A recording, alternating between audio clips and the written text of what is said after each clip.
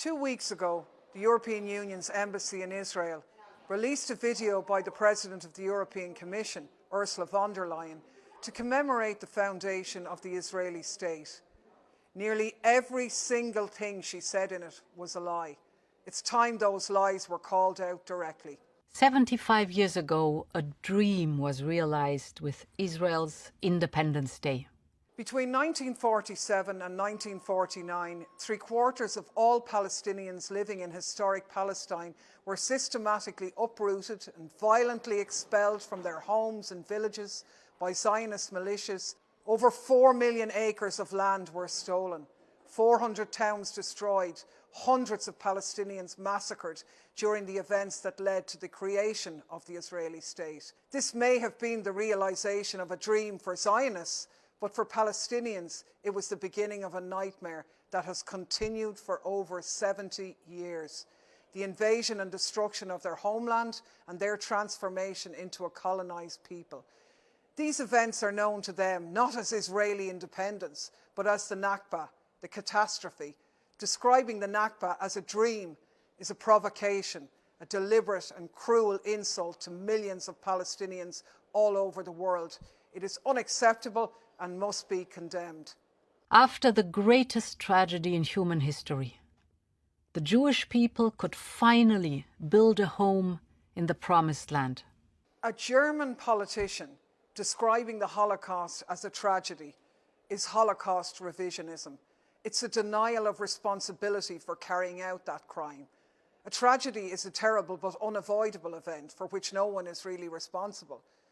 The Holocaust, however, was the most ambitious act of deliberate mass murder in history, the extermination of most of Europe's Jews by Nazi Germany. That's not a tragedy, it's a genocide, a crime against humanity. German politicians are the leading Zionists in Europe today. From right to left, Germany's political class back Israel through thick and thin. In return, the Israeli state is expected to help the German establishment to leave its Holocaust guilt in the past. But the Holocaust can't be shrugged off like this, and Israel's crimes against Palestinians cannot and will not be ignored. 75 years of dynamism, ingenuity, and groundbreaking innovations. You have literally made the desert bloom. Israel did not make the desert bloom. The very phrase "make the desert bloom" is an infamous Zionist lie, which denies the prior existence of Palestinians in their own homeland. It's so brazen in its revision of history that it's the equivalent to proposing that the earth is flat. And to hear a notorious propaganda lie like this come out of the mouth of the President of the European Commission is beyond disgraceful. Palestine before the occupation wasn't empty. It wasn't a land without a people for a people without a land. It was continuously inhabited for millennia by diverse peoples and communities, including Muslims, Christians, and Jews. It has a rich, proud history, culture, and traditions. The region was blooming long before the Zionist occupation, and it still blooms despite it. Europe and Israel are bound to be friends and allies. Your freedom is our freedom. Seriously?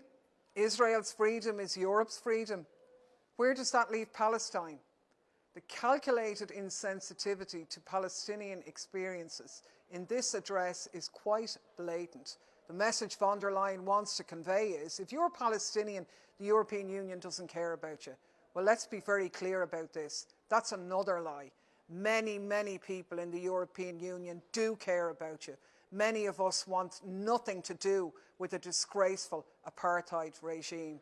Ursula von der Leyen doesn't speak for us, and she's no right to say these things on behalf of the 447 million citizens of the EU. Today, we celebrate 75 years of vibrant democracy in the heart of the Middle East.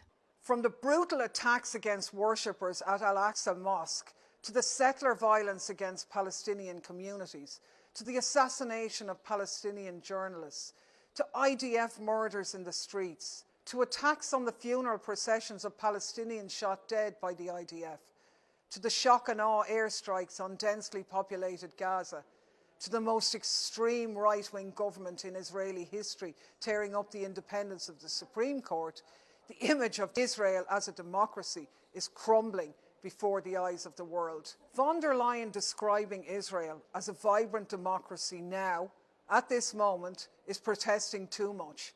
It only makes it clearer what we already know. Israel is not a democracy. 4.5 million Palestinians living under Israeli occupation don't have a vote. Even Palestinians who are Israeli citizens are subject to a qualified set of rights because they are Palestinians. This isn't democracy. This is apartheid.